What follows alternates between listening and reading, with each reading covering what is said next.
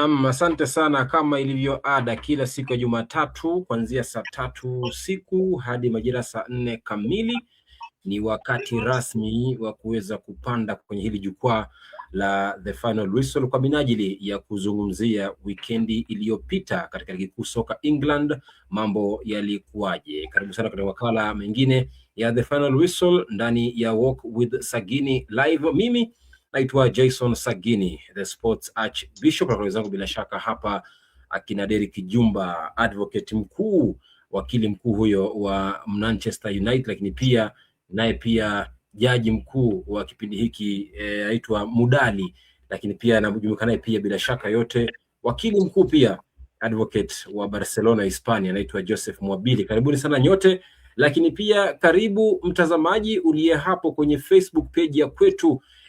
Una nafasi ya kuweza kusema nasi kwenye comment section, lakini pia you have also a chance to be part and parcel of this show by commenting on what we'll be discussing. Remember, we'll be discussing about game week 24 in the English Premier League and how things unfolded, because we had mixed results. Of course, Arsenal were reaping big this past weekend. Of course, the top four race is heating up. But of course, today was the final day of the January transfers window, and there is where our big question of the day lies. Kindly tell me on the comment section, are you satisfied with your club's January transfer business so far? Because today is the deadline day, yani leo ni siku ya mwisho ya usajili wa uhamisho wachezaji katika dirisha dogo la uhamisho wa mwezi Januari. Je, umeridhika na sajili zilizofanya klabu yako katika dirisha hili dogo la uhamisho? Je, niambie,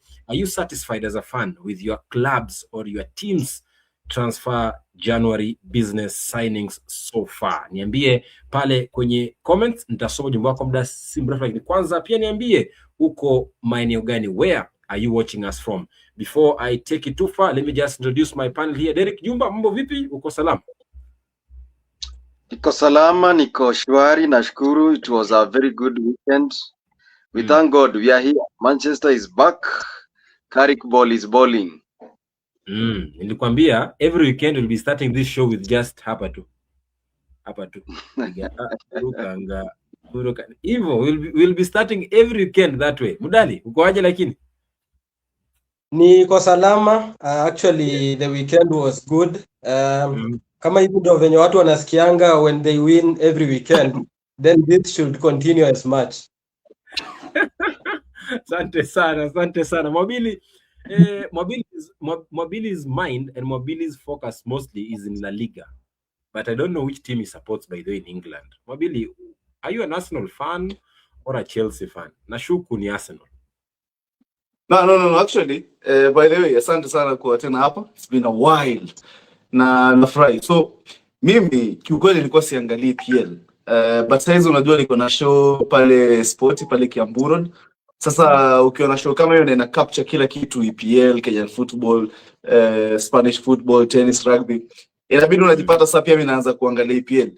Uzuri nakuja kama neutral. Mimi sina feelings sana kwa attached. Sina feelings kwa attached, lakini mahali ambapo kuna former Barcelona players, former Barcelona people, niko hapo. So nitakuwa at least nawapigia upato. Arteta ni kijana wetu, lakini Pep pia ni kijana wetu.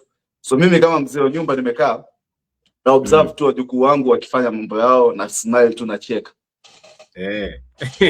Safi sana kwa hilo. Let me give out some shout outs before we continue this show. I can see already some people are already joining. Kina Kendi Murithi wako ndani, asante sana. But also some other guys like Timo Naini has also just joined in. Asante sana kina Andrew Mutungwa. They are all watching live on Facebook here. Keep joining and keep sharing the link to as many groups as possible. Share this link, also this live link, on WhatsApp groups and WhatsApp pages. Share on your Facebook timelines. Share everywhere, because it's a full party. Manchester is back. Arsenal is ripping big. Top four race is heating up, and of course transfer signings are of course happening, and the season is just taking its shape. Who will be crowned the season's Premier League title winners? But of course, who will be qualifying to the top four and the UEFA Champions League next? Remember, tomorrow we have the second leg of the Carabao Cup semi-final ties. Arsenal versus Chelsea, Man City versus Newcastle. Who will be going to the final or to Wembley for the Carabao Cup. But then, guys, let's start by just checking out on how things unfolded in this past weekend in the game week 24 English Premier League. And this is how things, of course, went down. Liverpool, amini usiamini, bwana, Liverpool walibamiza Newcastle 4-1 baada ya kufungwa 3-2 wikendi jana. But of course, Arsenal winning 4-0 after that 3-2 loss against Man U last weekend. Of course, Bournemouth beating Wolves 2-0, Everton 1-1. Chelsea are of course back to winning ways. Liam Rosenio, of course, the Chelsea manager, so far hajapoteza mechi yote katika ligi kuu Uingereza. He has only lost one game, and that one game was against Arsenal in the Carabao Cup. Of course, Manchester under Michael Carrick, 3 out of 3. He has already broken Ruben Amorim's record of 3 consecutive games or winning streak, whereby it took Amorim like 46 games. But for Carrick, it has only taken him 3 games to reach that record. Of course, Spurs wakiwashika Man City 2-2, and of course making Arsenal to lead that table by 6 points as of now, because last weekend they were leading by 4, but this weekend now they have at least stretched that lead to 6 points. Of course, Arsenal wanakaa juu ya jedwali. Today we don't have any Arsenal fans on this show, but we'll just be discussing about that win and of course what it means to them. This is something that Arsenal should be, of course, happy. A weekend that Arsenal wameshinda vitu vingi sana. Derek, unafikiri kwamba huu ndio mwanzo wa Arsenal tena kurejelea kuponyoka na ligi hii ambayo kidogo ilikuwa kwamba labda huenda ikawatoka, lakini sasa hivi wana alama 6 kidedea mwa ligi kuu England? Je, hii ndio mwanzo wa Arsenal kuponyoka na ligi hii tena? Nadhani Arsenal is a very lucky team. They are also reaping big because other teams are fumbling. So kwangu mimi nadhani ni ile tu amepata soft landing spot, like other teams are not performing well, so they are taking that advantage. Hata hao wachezi vizuri vile, lakini nimeona tangu wapoteze dhidi ya Manchester United waligeuza tu ile score wakainyoosha Kairat 3-2, wamekuja wameigonga jana wakashinda 4 mtungi. So they are on a very good winning streak, na everything seems to be working on them, especially other teams are not playing that well. So kwangu mimi nadhani hata kama wamerudi, timu zingine zinawasaidia na hesabu zao ziko sawa. Mudali, in any league you must have a calculator and you must be on your knees every weekend praying against your neighbors, because in Swahili we say adui yako muombe njaa siku zote. Arsenal, they are so far doing some good calculations, and of course their prayers are being answered. Sagini, sometimes one game at a time. You win your game and as you rightly put it, you pray that your opponent loses. A very good weekend for Arsenal. Unaona, they won. Actually, venye tulisema kila mtu ashinde game zake. Arsenal won their game and just waited for City to fumble and Villa to fumble as well.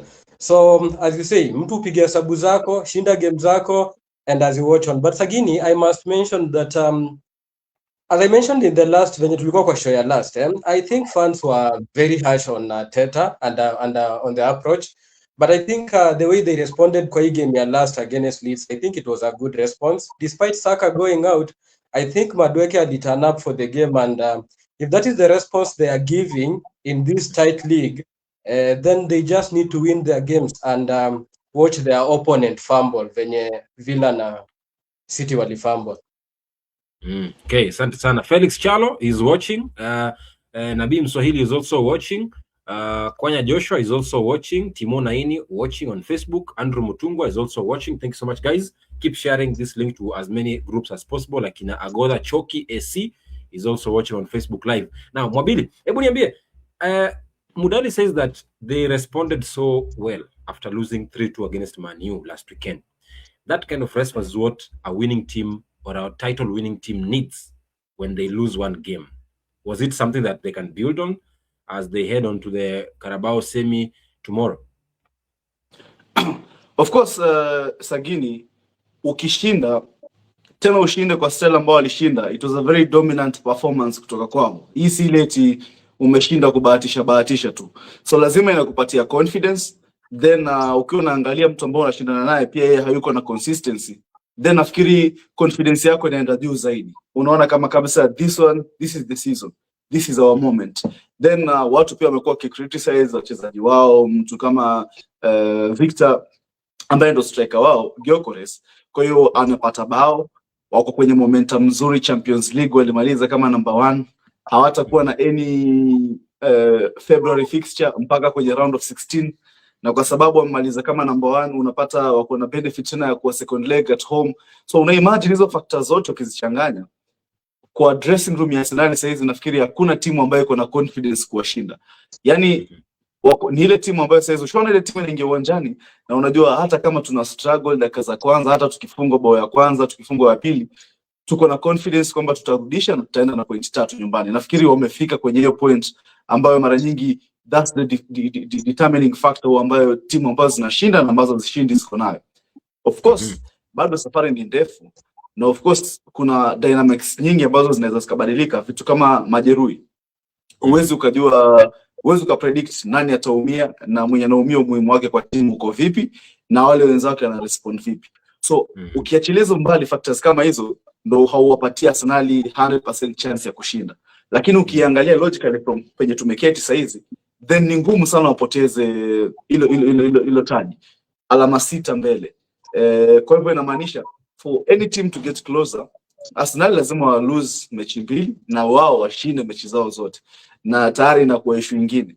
Saka kama atakuwa fit, even though hajakuwa as productive this season, it's another dynamic. Wakiongeza mchezaji mwingine na Mikel Merino pia hapatikani, lakini haujui ni wangapi watapatikana. Nafikiri injury peke yake, injury ndio kitu ambacho kinaweza ka slow down, sababu watu wanaongelea pia kuhusu mental, na sitaki kuipuuzia mental kwa sababu Arsenal hajaishinda ligi na long time. Hii squad hajaishinda ligi, hata kocha wao nadhani hajaishinda. Kwa hiyo itafika mahali mechi zinakuwa ngumu. Champions League inakuja hii, cup bado zinakuja, mechi zitakuwa nyingi.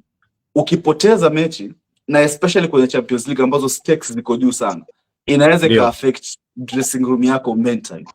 Sasa unaona hizo adversities zikiwa zinakuja, hizo za injury, ukilose key games, pressure ikiwa inaongezeka, that's the real test ambayo tutakuwa tunaangalia kama Arsenal this time round wata manage kupita juu yake. Okay.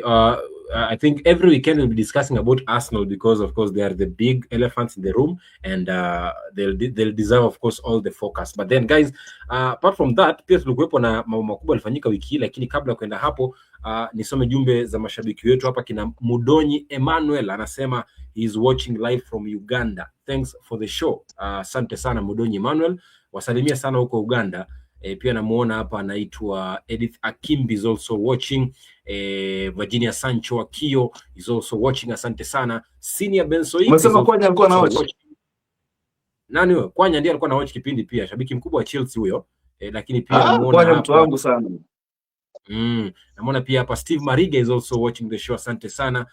Anasema huyu Jose anasema nini surely. Haya utamsikia tu muda si mrefu.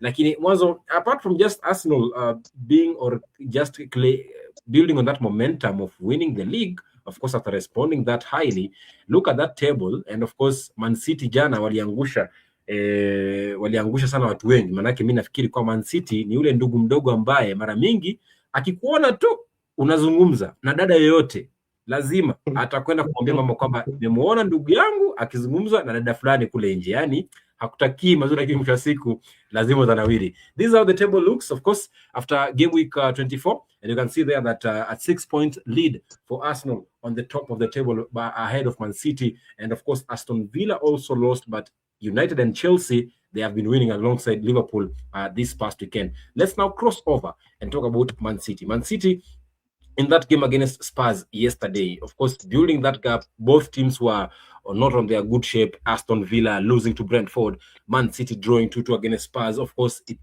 it kind of blew the title race now a bit tighter, more closer to Arsenal. But then, mechi ya jana bwana Derek, Spurs na Man City, walikosea wapi Man City? Sagini, sijaiona mechi controversial kama hiyo, because naamini kwamba the referee made some wrong decisions in that match. It was it was a good match. Man City dominated the first half, but the second half they really looked tired somehow. As much as I can say, maybe the decisions were not on their side, but they really looked tired. Na walipoteza ile momentum yao wakati bao la kwanza lilifungwa. Then also na Man City pia, I think ni ile time yenye tunasema tu Pep is like running out of the ideas, because niliangalia hata ali have to kumtoa nani Ballon d'Or winner Rodri. Kwa sababu gani? Yani hachezi haonyeshi ile is a Ballon d'Or winner, hata kama alikuwa amepata ile UCL injury, lakini Man City nadhani walipoteza game ya jana because second half waliachilia Tottenham waka dominate game, alafu pia referee pia na maamuzi mabovu kuwanyima goli ni kitu ambacho kiliathiri Man City sana. Right. Mudali, that Spurs, look at that Spurs team. Solanke, of course, scoring a brace, and it was a very quick brace, I think under 6 minutes or so.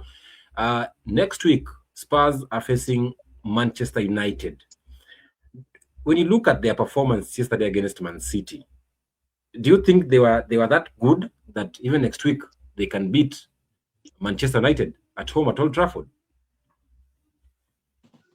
A tough call, that one. That is that one is quite a tough call now. And just before I go to that, a special shout out to your fan wetu Sagin. We are Emmanuel Mudonyi from Kampala. Special shout out to our fans and for connecting with us. Now, looking at Tottenham yesterday, and looking at the way the game unfolded, I don't think Thomas Frank is convincing enough kutuambia they would hold United.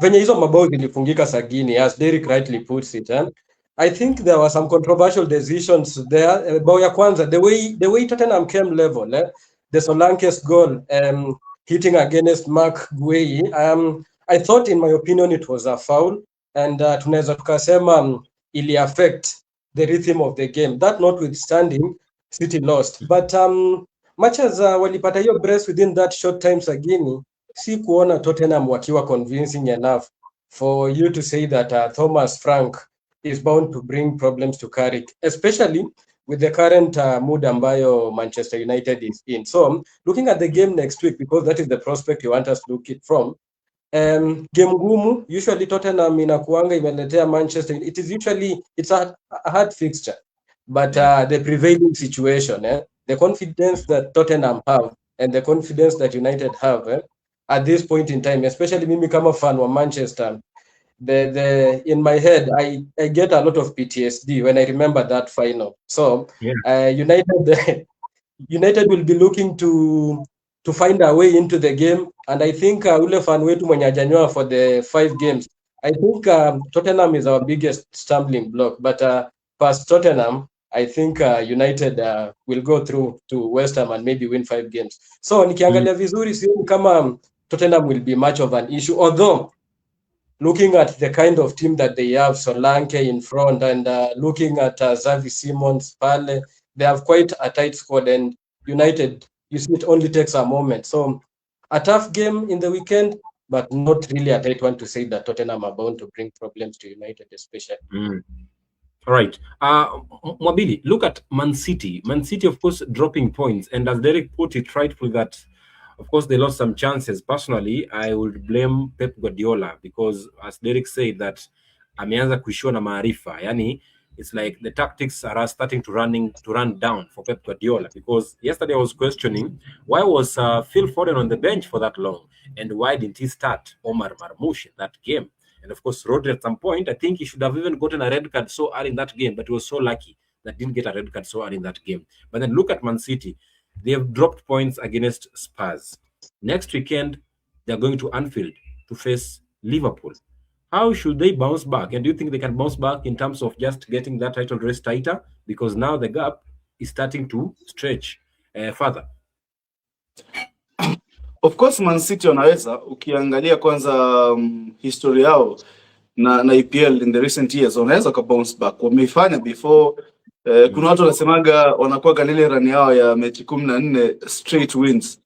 But kuna kitu muhimu ambacho nafikiri Pep sasa anakikosa, na huende kawa ni yeye mwenyewe kweli ideas zinamwishia, ama hana wachezaji ambao wako na the right profiles kujaribu kuimplement na kuexecute ideas ambazo anawapatia.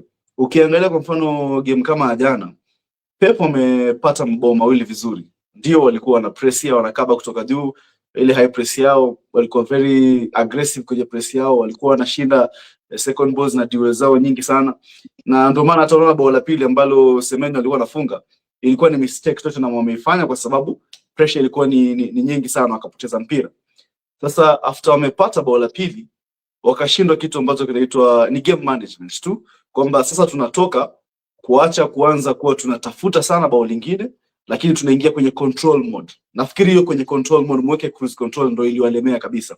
Sasa mara nyingi ukiwa unaongoza especially 2-0 hapa hivi, una slow mpira kidogo, una slow tempo ya mchezo kidogo, so that uko na longer spells za possession, unamchokesha opponent sana, umeelewa? Lakini Man City nafikiri bado wako wanang'ang'ana, wanataka kutafuta tu mabao, wana attack sana. Disadvantage, uzuri mmoja ni ukiwa una attack kuna uwezekano mkubwa utapata bao, na ukiwa unapata bao mengi then you kill the game psychologically for the opponent.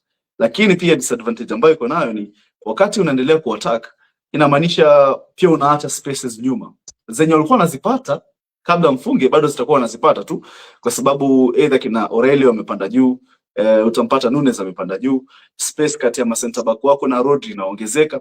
Kwa hiyo wako na wachezaji wazuri, kina Solanke, kina Xavi Simons. Definitely mchezaji yote ambaye anacheza Premier League ukimwachia spaces kama hizo atakosa mara kadhaa, lakini kuna moja ama mbili atakupata, na hapo ndo hatari inatokea. So hiyo kushindwa kumanage tempo ya mchezo, alafu saizi uko na mtu kama Semenyo ndio anakupatia pace ukiwa uko na mpira, lakini pia anaupoteza mpira sana, ama ako prone to losing the ball more, so inamaanisha uko na threat kubwa sana kudeal nayo transitionally ukipoteza mpira.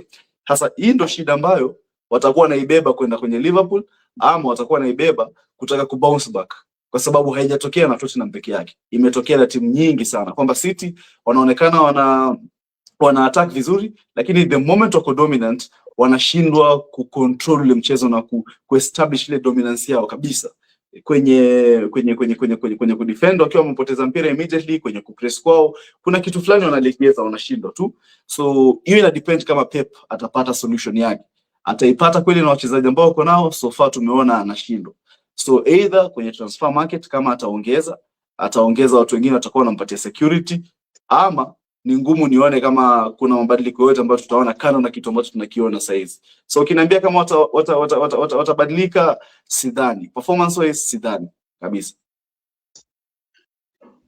Naam, bila shaka sana kwa hilo. Hapa kwenye comment section Virginia Sancho wakiwa anasema City very useless. Anasema City are useless. Huyu ni shabiki wa Manchester United, anasema kwamba City are useless. Manake atarajia kwamba huenda endelea kuwakaba Arsenal katika kilele cha jedwali cha EPL, lakini naona kina watu wengi wanatazama bila shaka. Namuona Edith Akimbi anasema watching live from Nakuru, good show guys, asante sana. Mmoja pia na kina Mudonyi Emmanuel, akina Steve Mariga kwa ndani, asante sana. Kaka Charles KE pia anasema kwamba anafuatilia matangazo, asante sana. Lakini pia wengi ambao wako nasi pale kwenye Facebook channel, namuona nisome mmoja hapa kabla ya kujadiliana kuhusiana na mambo mengine kando. Pia namuona Little Diaz is also watching, Shaz Foden, Patrick Mumo and Agatha Choki are also watching this show. Sina Bensoik anasema City wapuuzi sana. City wapuuzi sana. Hao wote ni mashabiki wa Red Devils ambao wamechukizwa na City kutoka sare jana na Spurs. Maana kwamba tarajia kwamba huenda Arsenal atazidi kupewa shinikizo na pressure pale nafasi ya kwanza kwenye EPL. Lakini sasa tumeligusia timu ya Man City kwa sekunde chache. Derek, unafikiri kwamba Guardiola anafaa afanye nini? Maana kwamba kiangalia huenda huu msimu mambo asiwe mazuri sana kwake katika harakati za kuweza kuwapa pressure Arsenal, labda mechi inayokuja dhidi ya Liverpool. Anafaa pange kosi yake vipi? Nadhani vile kuna sijui ni Mwabili ama ni Mdali alikuwa amegusia kwamba itakuwa vibaya sana. Ni wewe ulikuwa umesema, hata jana niliangalia, by the way, unamwacha aje Mamush na alikuwa amecheza vizuri mechi iliyopita, Foden alikuwa amecheza vizuri. So mimi nadhani mechi inayofuata ya Pep lazima ajipange vizuri, kwa sababu kila mtu ni kama ameshamjua. So kama kocha mwenye tajriba ya miaka mingi, itabidi apange hiyo defense line yake vizuri pia, kwa sababu nimeona tangu amnunue Donnarumma na mechi za kwanza aswa game 10 za kwanza Donnarumma alikuwa vizuri sana, lakini with the time naona amekuwa exposed vibaya kabisa. Nilikuwa nadhani hii signing ya Marc Guehi itamletea afueni, lakini ni kama imemponza zaidi, kwa sababu hata jana niliona kuna bao lilitokea hapo kwa Guehi tu. So akienda hii game ya Liverpool wa confirm, itabidi akwe makini kidogo, especially hapo kwa midfield yake. Tumeona Haaland amepotea kabisa, si yule Haaland mwenye tunajua, na hiyo itawapatia confidence sana Liverpool. Kwa hivyo itabidi ajipange na kikosi kizuri tu, itabidi afanye kweli kwanza hapo kwa defense. Now, remember, for our viewers watching on Facebook Live, I've asked you a question of the day. Kindly tell me, because today is the last day of the transfer deadline day in England, or the English Premier League. Let me know how you feel about your club's transfer January business signing so far. Are you satisfied with your club's January business in the transfers? Niambie, je, umeridhika na usajili uliofanya klabu yako katika dirisha dogo la uhamisho la wachezaji mwezi wa Januari katika ligi kuu soka England? Niambie hapo kwenye comments, nitakusoma muda si mrefu kabla ya kuzamia masuala ya uhamisho baadaye kidogo. Lakini kwanza tuzamie masuala ya kuangazia top 4 race. Of course, yesterday Dominic Solanke scored his first goal in that game. Of course, it was a scorpion, second goal, it was a scorpion kick goal, na bila shaka bao hili si geni katika miongoni mwa macho wa mashabiki wengi katika ligi kuu ya soka England, na kwamba utamkumbuka akina Mkhitaryan akiwepo ugani Old Trafford akifanya hivyo hivyo miaka ile ya zamani. Alifunga pia bao la scorpion siku chache tu baada ya Olivier Giroud pia kufanya hivyo hivyo dhidi ya Crystal Palace. Kwa hivyo ilikuwa ni goli zuri sana lilofunga mchezaji huyo kutokea maeneo ya kule England, anaitwa Dominic Solanke. But then guys, look at this game. Of course, at some point Manchester were almost losing this game against Fulham, but they managed to get a 3-2 win courtesy of a Sesko Benjamin 92nd winner. After leading 2-0, then they drew 2-2 after Fulham made a comeback. At some point we saw a goal being disallowed for offside for Fulham, but then Manchester waliweza kupata ushindi wa 3-2. Of course, Casemiro making an assist, a no-look pass. Sesko, of course, with a 90+ second winner. And of course, for Carrick, 3 wins out of 3 in his first 3 games as interim manager for the second time at Old Trafford. Look at that pass. A very good assist for Casemiro. No-look assist. Najua, Arsenal midfielders will think this is AI, but it's AI. Kweli kwamba alipiga no assist ama no-look assist. Casemiro. But then, Mudali, no, not Mudali, Mobili, because you are neutral, tell me a better midfielder this season than Bruno Fernandes.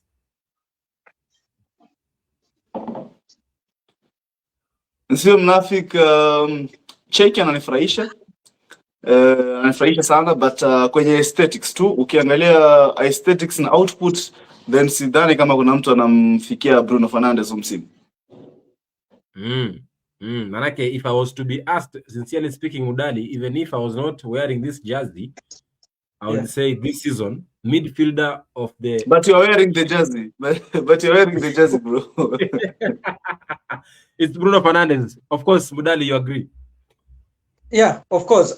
Potential bias because I'm a fan, but that notwithstanding, a good thing is good thing, visible. Good vision, good order play, and Sabini lazima to mention the importance of players playing within their specified roles. I think Bruno on a lot of freedom in his play. He doesn't have to do much of the cover up, much as United are playing as a unit, wakienda mbele na kurudi nyuma as a unit. He doesn't have the too much work he was playing while playing in central midfield under Ruben Amorim. So here inampea a lot of freedom and he gets himself. Remember, Bruno is a whole player, the player that seeks to exploit those spaces within defense. And so I think playing him in a 10 under the Carrick system inampatia ile chance ya kutafuta those pockets of spaces, empty pockets, and you can see that the assist to Shesko, a very good one, a very nice dummy, and on the wing, actually very advanced, mbele kabisa, and you can see it is being in that advanced role that inampatia that edge. And Sagini, also to mention importantly, the role of a midfield three, as I mentioned last. Ukiangalia Mainu, he's the unspoken hero actually in the game. For me, it is not a player losing the ball. Actually, he lost 2-3 balls there, but it is the recovery for me. He got the legs in the midfield. Ukiangalia, there's this good tackle he did. Na ukiangalia walikuwa na Casemiro, and he covers up for the old man for his tired legs. So I think they complement each other, and I think it was a good show. Bruno, the best midfielder. Nothing comes, or nobody comes close for now. All right. If you look at the stats, of course, you can't argue with the facts and statistics. So definitely, so far, so good. He leads in everything. Assists, number of chances created. Name them all. He's leading in all of them. But then, Derek, look at Chelsea. Chelsea walipiga comeback moja safi na wakapiga mtu 3-2. You know, at the moment, Chelsea and United are like brothers. So when you say Chelsea, you say Chelsea United. So Chelsea walipiga comeback moja safi na akawafunga bila shaka 3-2. What do you make about Chelsea in the top 4 race? Liam Rosino, he seems to be convincing me. The guy is very tactical. I like him because hiyo comeback yao na West Ham ilikuwa comeback mzuri sana. West Ham walianza game vizuri kabisa, they scored the 2 goals. But sasa kuenda kwa mapumziko, Chelsea came with a beast kind of football. Wakaanza kucheza kama watu wanajielewa. So nadhani Liam Rosini alienda akaambia wachezaji, we need to win. The mentality that Carrick is also bringing at Manchester United. So walikuja ni kama wako packed together. Wakapata bao immediately after halftime. I think ilikuwa dakika ya 47 hapo. They really pushed, and you could see that hao watu wako na mental approach, like they really want to win this game. So Chelsea vile umesema tu na Manchester United ni kama brothers, na hawa makocha ni kama wale umempatia kibarua, kwa hivyo afanye nini? Si ni kukupatia matokeo. So I think the impact that these two coaches, especially huyo wa Chelsea, huyo Rosanio, ile yenye ana impact kwa team directly, and is very tactical because anasoma mchezo, then he gives you what you need, especially when you need it much, kama vile tu vile Carrick anafanya. Akamtoa jana Casemiro, anamuingiza the player that actually fits the match at that point. So kwangu Chelsea walinifurahisha, na the coach seems to be knowing what he wants at Chelsea. Naam, Mobili, kwa haraka upesi kiangalia Liverpool pia na wao pia wameweza kurejea katika mbio za kutafuta nafasi 4 za kwanza. The moment they sit number 6 on the table, but then they are also in that top 4 race for UEFA Champions League next season. Of course, they are on and off at some point, but a 4-1 win victory against Newcastle, that was a statement win for Arne Slot. Wazungumziaje kwenye mbio za nafasi 4 bora za msimu huu? Sagini, sidhani kama ni kitu kinafaa kuwashinda Liverpool. Regardless ya timu, asa timu wamekuwa wakistruggle, hawajakuwa wakipata consistency. Kuna makosa mengi ambayo wanayafanya mpaka kwa veteran defenders wao. Saa zingine Konate, saa zingine Van Dijk mwenyewe anafanya makosa. Kwa hiyo unashangaa inatokea, but regardless of the entire team as a unit, wako na individual quality ambayo nafikiri inatosha kuwafanya wamalize kwenye top 4 kiurahisi. Na nadhani pia English Premier League itakuwa inapata slot ya 5 kwenye UEFA, kwenye slot za Champions League. Sidhani kama wataepuka hiyo. Kwa hiyo kuna guarantee kubwa sana Liverpool lazima wataqualify kwenye Champions League kirahisi next season. Individual quality ya Ekitike, unaona bao ambalo alikuwa anafunga, individual brilliance ambayo ako nayo, mtu kama Florian Wirtz, bado Mo Salah yupo, bado Cody Gakpo yuko. Ni watu ambao hata mechi ikiwa iko, ushasikia game breakers. Hata mechi kama ni ngumu vipi, hata kama dynamics hazituendee vizuri, hata kama tuna struggle kwenye hii mechi, ni watu ambao wanaweza kuflip game in a second, na tayari watapata bao, wanaongoza, wana control kila kitu. So nadhani Arne Slot hata kuwa na changamoto kubwa sana kumaliza kwenye top 5. Ndio akipoteza hapa akidraw hapa watu wanakuja wanampiga mawe, wanamuingilia na kila kitu, but kwenye management ya Liverpool nafikiri wako na confidence, kama mimi tu niko na confidence kwamba watamaliza ndani ya top 4. Naam, katika mbio hizo za nafasi 4 za kwanza Mudali, kwa haraka upesi na Derek Jumba muweze kuniambia, mniweke wazi mniambie, manake ukiangalia katika jedwali hili a number of teams are chasing that spot, and the difference between number 2 and number 3 is only 6 points.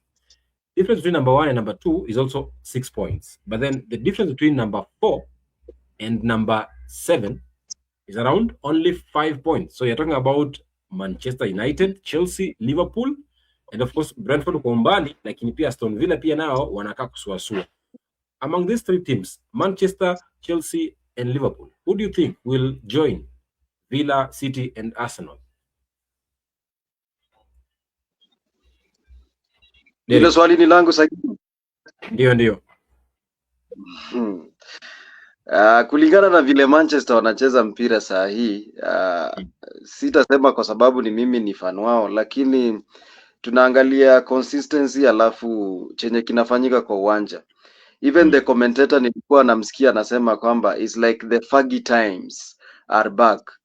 So kama ile mentality ndio iko pale Old Trafford na pale Carrington, so like I cannot hesitate to give that Manchester United that spot, that 5th spot, especially number 5. Sitakuwa hesitant kuwapatia. They really deserve it. Na Carrick, I think is there to mean a point. At some point nilikuwa napiza yule Rio Ferdinand alikuwa anasema Carrick is the man, is equal to the task. So kama uko na backup kama ya mtu kama Rio Ferdinand, then tunangoja tu backup ya mtu kama yule heta mwingine anaitwaje Mdali, yule number 2, yule mwenye alikuwa number 2 wa Manchester United, Gary Neville. Huyo tu ndio tunangoja, but I really support Manchester United to be position 5 there. Right. Mudali, kwa rakopesi, United, Chelsea ama Liverpool tajiunga na nafasi 4 za kwanza nani? Sagini, you snooze you lose, you snooze you lose, you snooze you lose again. So mwenye atalala kidogo, as you rightly put it, atapoteza, but I'm really backing the way the league looks right now with United and Chelsea in the position 4 and 5, but Manchester United will be in the top 5. That one I can say. Right. Namuona hapa anaitwa Honorable Francis Mutiso, manake Mobila really said that Liverpool they must make the top 4. Honorable Francis Mutiso anasema Villa won't even make top 4. Ndivyo anavyosema, they are number 3, but as per Francis Mutiso they won't make the top 4. And ndivyo anavyosema Aston Villa. Fegan Ndeche anasema Liverpool will be in the top 4. United will be position 5. Okay, thank you. We understand you are Arsenal fan. Virginia Sancho Wakio anasema Man U top 4 is a must, no shortcut. Andy Troyes anasema Chelsea, Liverpool, Spurs, Man City na Manchester United are all united opposition against the mighty Arsenal. You're very right.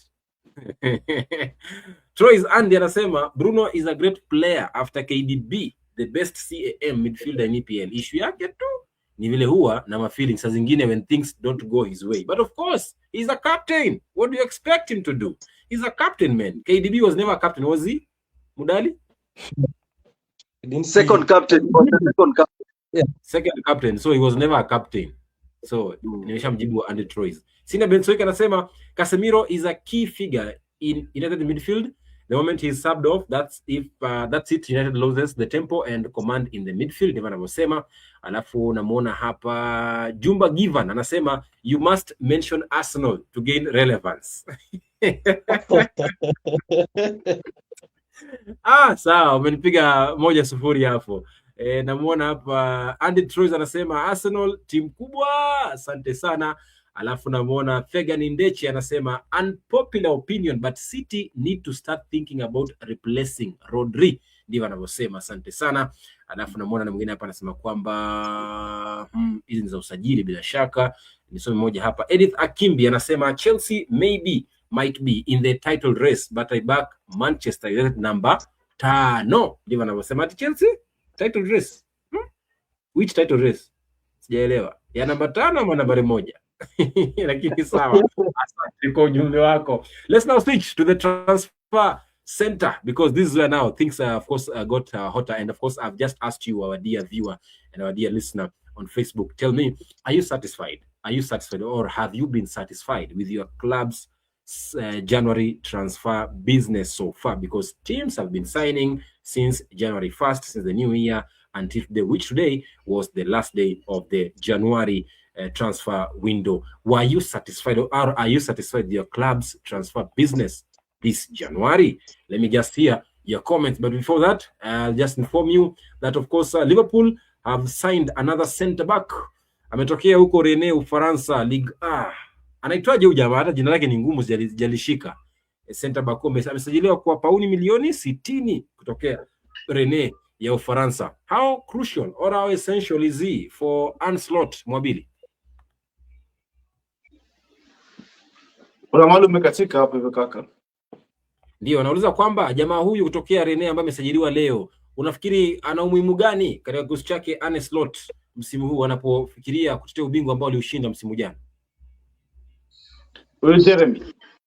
Ndio, Jeremy Jacquet. Jacquet. I don't know, sijui kwenye mawazo yake, sababu ni center back na ni mzuri kwa sababu kuna clubs nyingi zilikuwa zinamtaka. Hata Chelsea ni one of the clubs ambazo zilikuwa zinamtaka. Kwa hiyo maybe ameanza kupanga maisha past Virgil van Dijk, inawezekana. Maybe sometimes unaangalia unaona okay, miguu ya Van Dijk inaenda, tunaingia crucial point of the season kwa sababu bado wako kwenye Champions League, bado wanajaribu kupigania top 4 kwenye ligi. So sometimes unahitaji kurotate ukiwa na mfezini kama player for the future, lakini pia unasaidia ili Van Dijk sasa unahitaji kumprotect zaidi. Kwa hiyo maybe unamweka kwenye mechi muhimu, maybe unamweka kwenye later stages za mechi za Champions League ili akusaidia na experience yake. Kwa hivyo mtu kama Jeremy anaweza kusaidia kwenye hizi mechi ambazo ni manageable. So unaangalia kwenye aspects nyingi sana. It's a future investment, lakini pia kwenye squad depth anaongeza ili tu kuimarisha. Kwa hiyo bana, kwa Liverpool, kwa timu ambayo imekuwa concede mabao mengi, wakimsajili any center back, of course una matumaini watakuwa na improve your squad kwa sababu it can be worse than what they have at the moment. Manake Jeremy Jacquet, of course from France, he will remain at Rennes for the rest of the season and will join the Reds in the summer next season. So as Mwabili says, this is like a long-term planned replacement for Virgil van Dijk, and I think I agree with him fully. But then, guys, there's another player who today has hit the transfer window deadline day. This guy is from Newcastle, Sandro Tonali, the Italian. I admire this player a lot. Even in FIFA, even in FC26, whenever I play career mode, I have to buy Tonali in my midfield because he's one of the players who can deliver. And I believe that if there was a midfield that Manchester was supposed to sign this January, is this guy, Mudali. Are you bored like me that we did not sign him at Old Trafford this January? Man. Away from his betting, away from his gambling accusations, he is such a good player, I would say. And I think the way Eddie Howe has been able to transform kutoka kwa yule naweza sema bado yuko na zile qualities za central midfield, lakini kwa sasa hivi anacheza ile holding vizuri sana. Ako na ile good ball control, ana control tempo ya game. Ukiangalia sana pale Newcastle, he plays such a critical role in the central defensive midfield in that he helps them hold, na ako na ile nguvu ya kuweza kutana around matches, ya kuweza kufanya good distribution, na nikidhania kwamba vile unavyosema it is one of those signings. Ako na miaka ngapi? 25 years of age if I'm not wrong. Yeah, yes. Yes, exactly, in his prime, and the caliber of player you are looking for, a mature player ambaye amecheza katika ligi ya England. Kwa hivyo a perfect fit for United, especially when we are looking to maybe replace Casemiro in the long term, when we are looking for a central defensive midfielder. I think Sandro Tonali is that profile of a player whom you can hold, anaweza distribute, na pia ukimpea chance ni box to box. So such a good player and would have been a good fit for us. Yeah, bila shaka. Kumbuka pale kwenye Facebook kuuliza kwangu niambie, were you satisfied with your club's summer January transfer window? Na nisome jumbe kadhaa kabla ya kuzamia kwa undani mjadala huo. are you satisfied with your club's January transfers business? Na namuona hapa anaitwa Senior Bensoika anasema kwa Manchester United is not making things easier for us, we need a DM as early as now, lakini hawajapata bila shaka hilo. Alafu namuona hapa jamani, nani huyu anaitwa Mudonyi Emmanuel anasema kwamba I am very satisfied with my team's performance. What is your team, please tell us? Anasema yeye ameridhika na walichofanya klabu yake katika dirisha dogo la uhamisho la mwezi Januari. Lakini pia namuona Edith Akimbi anasema Manchester no, anyway we wait for summer transfer, ndivyo anavyosema. Asante sana. Lakini pia namuona hapa Virginia Sancho akiwa anasema Manchester United signed 0. I am very disappointed but at the same time happy we are winning still. Asante sana kwa hilo. Lakini pia namuona hapa jamaa nani huyu amepotea bila shaka, ni mtafuta haraka upesi. Edith Akimbi anasema I'm not satisfied with Manchester but we don't need signing now, maybe later, ndivyo anavyosema Edith Akimbi huyo. Lakini pia nikimbia haraka upesi hapa, Andy Troyes anasema mimi niko sawa na transfer za Arsenal juu most of the heavy lifting we did in the previous transfer window. We might sign someone because of Merino's injury, but even if we don't sign, we'll still be good with Kai Havertz back in the midfield.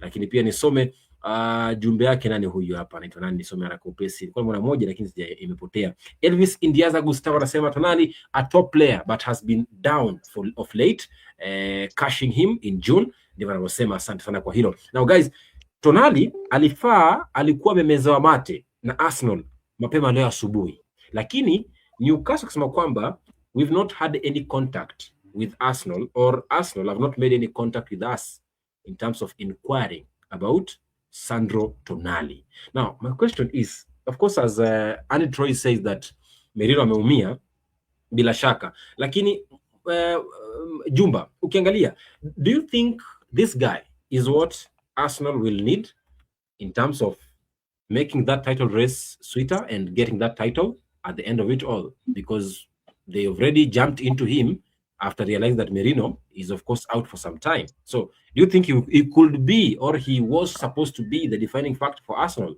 in the race? Oh, Sagini, what a super player. Sandro Tonali is a very fantastic player. For me, I think Arsenal wanamhitaji sana, because even if you look at last season, Arsenal lost the title just because I think they had gone for, was it a summer kind of refreshment pale Dubai, then Kai Havertz akapata injury. So after kupata injury, they gambled with Merino even being the striker. So Arsenal, they really need somebody who is a very good backup, especially ukipata Declan Rice na upate Sandro Tonali. Hiyo ni midfield ingine kali sana. So for me, I think they need him now that they are waiting for them to be crowned as the champions of England. Wanahitaji ile squad depth yenye itawasaidia, like should they have any injury, then somebody can chip in. Remember, wako kwa vikombe vinne. They are in 4 trophies, so they need that good depth. At the same time, we don't know what can happen. Umeona Merino ameenda injury, Saka sometimes inaweza kumramba, so wanahitaji huyu Sandro Tonali sana. Lakini niliona kwa page ya Newcastle walikuwa wamesema like they are rubbishing hiyo speculation, wakisema ni stupid na hawadhani kama inawezekana. So hata mimi nataka isiwezekane kwa sababu ya hili ya but okay. Ngoja kwanza Sagini, unajua Dani I admire Sandro Tonali, lakini pia ile mambo yake ya kuweka mikeka pia inaniletea shida. Anaweza weka mkeka pia Manchester tuumie. Anatafuta unga, lakini mwabiri kimwangalia. Do you think Arsenal really needed Tonali? And how could he even fit in Arsenal squad? Kwanza ukimwangalia Tonali kama profile yake, anaweza kuwa kama ni midfielder generally, anaweza kacheza position zote za midfield. Unaweza kumtumia kama holding midfielder, unaweza kumtumia kama left sided na number 8, na wale wanaita hybrid midfielders, hybrid interiors to be specific. Kwa profile yake ni mtu ambaye kwenye build up anasaidia sana. Strength yake iko kwenye first phase na second phase ya possession sana. Kwa hiyo ni mtu anaweza ka drop kwenye ma center back wako akatengeneza akasaidia kwenye kuprogress mpira kutoka kwenye line ya kwanza kwenda kwa line ya pili na ya tatu, kwa sababu ana akili na macho sana ya kupiga pasi. Kwa hiyo ni mtu ambaye anaweza ka break lines kadhaa.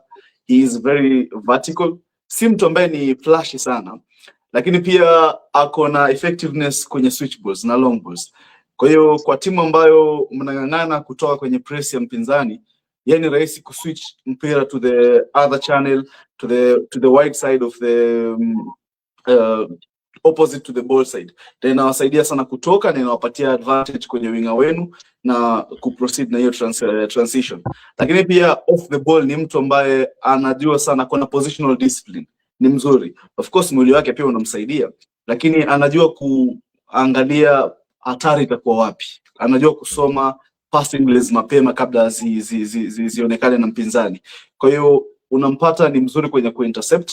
Si mtu utampata ameingia kwenye challenges na kwenye tackle sana, kwa sababu ana hiyo akili ya kuintercept mapema sana. So ukimchezesha kama holding, anakusaidia sana kuikinga na kuiprotect ile backline yako. Pia kwenye mpira watu wengi sana wao wameunderrate game tempo control yake. Ni mtu ambaye pia anajua kuaccelerate mchezo, anajua kupunguza kasi ya mchezo. Kwa hiyo ni rahisi sana kumanage game ukiwa na mchezaji kama Tonali. So kwa profile ambazo wako nazo, of course Arsenal wako na Declan Rice ambaye ni ball winner mzuri, duel winner mzuri, ni carrier mzuri wa mpira, lakini ukimwongeza mtu kama Tonali anakupatia aspect ya control, aspect ya kudistribute, ni anchor fulani hivi kwenye team. So unasaidika na security yake, unasaidika na control ya mchezo, kwenye counter attack kidogo anakusaidia, unapunguza ile stress ambayo ulikuwa nayo. So like for like ni mtu ambaye bado anaweza akacheza na Declan Rice kama double pivot. Wanaweza wakacheza wote vizuri bila shida, lakini pia ni mtu ambaye is a perfect replacement ya Declan Rice wakati unataka kumpumzisha, wakati ana majeruhi, wakati mwingine kuna mechi nyingi sana sasa hizi timu zinacheza. So inafikaga mahali kocha kuna stress, akimpumzisha Declan Rice, maybe ukimtoa huyu mchezaji kama Declan, quality inapungua sana na replacement yake. Umenipata? Lakini ukiwa na Tonali, you are able to maintain the same, almost the same quality kwenye hiyo position. Na kwa inamaanisha Arsenal kwenye tournament zote ambazo wanacheza, hata Carabao, wanaweza waka alternate wachezaji na bado waka maintain the same quality. Ukiangalia kwenye nilikuwa nakwambia, anaweza akacheza kama left footed number 8, position ambayo Mikel Merino amekuwa akicheza. Merino sometimes ana struggle na injuries, hata size nafikiri ana struggle na injury. Kwa hiyo umeleta mtu ambaye yes box crusher sana kama Merino, lakini kwa hiyo inamaanisha anakupatia more security in case mkiupoteza mpira, na anakusaidia sana kwenye tunahitaji hii wakati uko na mpira kama cushion fulani hivi, inawasaidia sana. So inawasaidia rest defense, ndio nilikuwa natafuta. So unampata, mimi naweza ngesema ni an upgraded version ya Mikel Merino. That is, Mikel Merino ni mzuri kwenye box, akiwa ndani ya box kama midfielder ni mzuri, lakini nje ya box nafikiri napata benefits nyingi zaidi nikiwa na mtu kama Tonali kushinda mtu kama Merino. So benefits ni nyingi sana unaweza zipata ukiwa nazo kwa timu ambayo inafukuzia Champions League, inafukuzia ligi. You can never go wrong with Tonali. Bila shaka, asante sana kwa hilo. Namuona hapa Brandon Asiema anasema mambo yako moto sana, anafurahia kipindi bila shaka. Sijui kwa wapi huko jana. Nafikiri kwa Nairobi. Asante sana Brandon Asiema kwa kujumuika nasi hapa live. Lakini now aside from that, because I've asked just a simple question and all of you will answer me in terms of your teams if you think they've done some good business or not. But then Mudali, look at Man City. I focus on Man City because I think Man City is the only team that has done major business this January transfer window, because they've signed 2 players, Semenyo, and he has been so far effective for Man City and the citizens. But then look at this signing for Maguire yesterday. Alijifunga bao lakini nafikiri hakujitakia, lakini ndivyo hivyo, ndio hali ya mchezo. Lakini ukiangalia these 2 signings, Maguire and of course Antoine Semenyo, how will they be of help for them in terms of chasing Arsenal in that title race? Anthony Semenyo, Maguire, Sagini, high quality players. Semenyo eye for the goal. Tunajua, I think he's had less than 5 games. He's having, I think, 3 goals. quite a performance. Ni player mwenye give him the ball and he will perform. Mark Guehi defensively very well. Yesterday was unfortunate. Now, how will this affect how kufukuzia Arsenal pale juu? Sagini, I think we all have to agree. I think as Derek earlier alluded, ujuzi mingi I think huondoa maarifa, and for me, I don't think Pep is in a very good position, much as he tuseme, I'm looking for the word then, much as he's known, much as he has the experience, the boost is there, but he has a good team. There's an issue in the midfield venye tumesema Rodri na intensity may reduce, so a boost, but Arsenal should be good from here, much as there is a boost from Anton Semenyo and Mark Guehi. I think pressure to Arsenal, but not too much pressure to make Arsenal lose the league, much as they are good signings again. Unless maybe as a long-term plan now, as we look into Pep into the future, maybe if City decide otherwise and they have a new manager altogether, I think this will be a good long-term plan for City. Okay, Derek Jumba, how will those two signings, of course, help Man City fight Arsenal for that title once again? I don't think if those two signings are that impactful, because I really even doubt kama hizo signings zilikuwa za Pep vile. Pep seems to be somehow tired. Na Mark Guehi alikuwa anatafutwa sana na hii Man City. Na ukiangalia ile impact yenye ameleta, okay, sawa. Ruben Diaz ako na injury na Mark Guehi ameingia ndani. Sidhani kama zitakuwa impactful kwa sababu yes, Semenyo jana alikuwa, Guehi jana alikuwa, but still walipoteza alama mbili muhimu sana. So kwangu mimi nadhani hizi games zenye zimebaki 14, sidhani kama watasaidia Pep sana.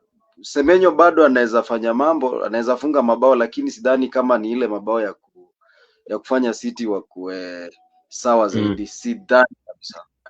Right. Mwabili, unajua kuna tofauti kubwa. They say you might sign because it is a transfer window, and you might not sign because you don't need to sign, and again you might sign because you need to sign. So in this case, Arsenal and United and Chelsea, they didn't sign any player. City has signed, City has signed, Liverpool has signed, and some couple of teams. So those who did not sign and those who have signed, going forward in the remaining 14 games, who is better off than the other? Haikuwagi very straightforward hivyo venye naweza niseme. Wajua, signing ikija, regardless ya uzuri ama ubaya wa mchezaji, kuna kitu kinaitwa environment. Environment ndo kila kitu kabisa. Sasa kuna vile umesema kuna uhitaji na wakati mwingine uhitaji. Labda unasema Manchester United biashara zao walishamaliza sama. Walisha sign profiles ambazo wanataka as a club, regardless of the coach ambaye yuko, hata huyo akienda huyo akirudi, sisi hilo direction tuko tunataka twende, kwa hiyo profiles ni zile zile. Umeona? Tunaweza tukaongeza tu better quality, but in terms of profile ni zile zile. Umeona? Kuna watu wanaangalia okay, tu sign saizi pengine budget hairuhusu, maybe niko na better, nimeangalia mimi labda ni Liverpool, nimeona kikosi ambacho niko nacho it's enough to finish top 4. There's no way nitashinda league this season. Hiyo ni realistically wamekaa wenyewe wanaongea tu. So squad ambayo niko nayo inatosha mimi nimalize top 4. Sasa saizi niende mtu nitumie 60 70 million 100 million wakati naweza nikangoja, wakati na structure hii team tena nikiwa pre-season yote, nikiwa sama, niende profile ambayo nataka itanisaidia ku raise ceiling ya timu yangu, ambayo labda itanicharge itanicost tuseme 100 120 million 150. Siere ningoje nimalize hii season, tayari niko na watu ambao wanahitaji kwa hii position, naona nitamaliza. Then tukifika season ikiisha, hii pesa yenye nilikuwa nitumia hapa January niweke hapa, nichukue one big profile ambayo itanipeleka mbele. Umeelewa? Kwa mtu kama Man City akikaa, unaona of course Man City hajaanza msimu mzuri. Man City amekuwa kidrop point sana. Kwa hiyo labda yeye anaangalia uhitaji wake, anasema saizi nisipofanya hii signing, ile gap kati yangu na Arsenal ama kitu ambacho najaribu kufuata inaongezeka zaidi. So heri nizibe kuliko niache hii damage ikiwa kubwa, kwa sababu mimi nikiangalia genuinely I can compete for the league title. Genuinely I have chances to compete for the Champions League. So kitu kinanikosea maybe ni mchezaji fulani na fulani na fulani naweza nikaongeza. So heri niongeze saizi kuliko mambo yaharibike kabisa. Umeona? So inategemea na malengo ya timu. Kabisa inategemea. Kwa sababu watu wanaweza sign wachezaji wakapata injury the next game. Sasa ikawa bado una wachezaji. So sidhani kama iko na any effect. Kitu muhimu na siku zote ambacho kita overrule any signing ni kocha ajue ku platform mchezaji wake na ampatie environment nzuri ku perform optimally. Hiyo vitu vingine zote huwa ni kelele. Kwamba kama nimekusign wewe, mimi najua unakuja kunisaidia kama right footed center back. Kwa sababu gani? Kwa sababu kwenye build up yangu nahitaji uwe na angles nzuri, kupatie ile efficiency. Wewe unaweza kanitoa kutoka kwenye center back nipeleke mpira katikati vizuri bila kuenda long na kurisk huo mpira kupotea. Kama nimekuchukua kama striker, mimi nataka striker ambaye ananisaidia na combinations. Kwamba akona quick fit. Anaweza akacombine na number 10 wake, anaweza akasongea pembeni, akadribble na akachenga mtu, ama mimi nataka tu striker ambaye anaishi kwenye box, aende mahali. So inategemea tu na malengo yako. Na kama ulifanya hiyo biashara kama ama January, haina effect yote. Naam, asante sana kwa hilo. Now let me just put Derek and Mudali on the spot. Are you guys satisfied with your club's transfer January business? Derek? Kwangu Sagini okay, let me just say satisfied because tuko na coach mpya, kwa hivyo sidhani kama amekuwa na time ile mzuri kabisa ya kuangalia market vizuri. Mimi usajili wa Januari huwa nauchukulia ni kama si lazima, sidhani kama kuna kuanga na player mzuri kwa market. So hata mimi nikiangalia vizuri as much as tunahitaji maybe ku rebuild ile squad yetu especially hapo kwa midfield, tunaenda kumpoteza Casemiro very soon. Sidhani kama tunahitaji ama Carrick angehitaji kusign player yote sahi. Anahitaji kuangalia market vizuri, wa explore so that they don't do what we call impulse buying. Wanahitaji tungoje sama, tuangalie nani yako kwenye, nani anaenda, nani hayuko, alafu come up na ile project yake, like he's able to buy a player who is worth for that position rather than kununua tu because of buying, kama ile ya kina Anthony, kama wachezaji kama hao. So kwangu mimi I'm satisfied na ngojea sama tu. Okay, bila shaka Andy Truza sema kwamba yeye alifurahia na ako sawa na transfer ya Arsenal, manake wako wanahitaji sana mambo mengi, lakini pia kina Edith Kimbe kusema kwamba yeye akajaridhika na usajili wa Manchester katika dishi dogo la uhamisho. Kina Fega ndio kwa sema kwamba wao wameridhika, asante sana. Kina Virginia Sanchez sema kwamba yeye hajaridhika lakini anafurahia kwamba wanashinda.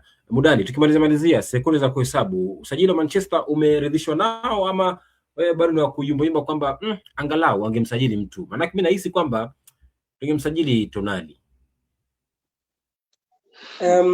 Based on the prevailing situation, kwa mambo ambayo yanaendelea, I think it was a good decision. A change in leadership at the top helm inamaanisha kwamba there's somebody who is in and importantly to use the existing squad. For me, as you put it, nilikuwa nimeangalia pale, there's this guy at Nottingham, Elliot Anderson. Nilikuwa nimeangalia tuanze kumreplace Casemiro mapema, and I thought we will do something, but nikiangalia pia whoever was existing in the market, it was not a good time to seme. So I think sama kuzuri, and we pray Manchester United venye tuko na sai kivi, tuombe pia tusipate injury maybe a key player, kwa sababu Mwabili alisema key indicate hata mkibai, it all comes down to the fitness of the players as well. So we pray that United will remain fit, but not bad decisions, hakuna impulse, and importantly Sagini lazima nitaje, at least we don't have Garnacho in our team.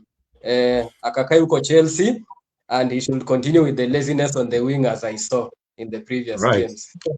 Alright, asante sana kwa hilo. Namuona hapa Andy Troy anasema kwamba Arsenal nafasi ya kwanza, City nafasi ya pili, 3 Villa, 4 Liverpool, Chelsea 5, Man U nafasi ya 6. Hiyo ndio top 4 position yake Andy Troy. Lakini pia namuona Nasim El Haddadi anasema Manchester United itamaliza nafasi ya 5, ndivyo anavyosema Nasim El Haddadi. On that note, we reach the climax of this show, game week 24 of the English Premier League, the final whistle banter live on Walk with Sagini. Niseme asante kwa kwa wewe uliyekuwa hapo unatazama kutoka mwanzo hadi mwisho, wetu Shakiki, lakini pia msikilizaji pale kwenye Facebook live, achambali pia wachambuzi wangu hapa Derek Jumba, Mudali Duncan pamoja pia na Joseph Mwabili kwa wakati wenu, lakini pia uchambuzi wenu, maarifa yenu, matokeo yenu, lakini pia ubunifu wenu kwenye kuchambua katika matukio mbalimbali na matokeo ya ligi kuu Uingereza weekend iliyopita. Mimi naitwa Jason Sagini, the Sports Archbishop. Kama ilivyo ada, endelea kusubscribe, follow YouTube, follow Facebook, follow Instagram, TikTok, X pamoja pia na mitandao yote ya kijamii, na kwamba kipindi hiki kinakuja tena bila shaka Jumatatu ijayo kuanzia saa 3 usiku hadi majira ya saa 4 kamili. Kama ilivyo ada, michezo ni yetu na spoti ni sisi, na kutakieni usiku mwema. Kwa heri.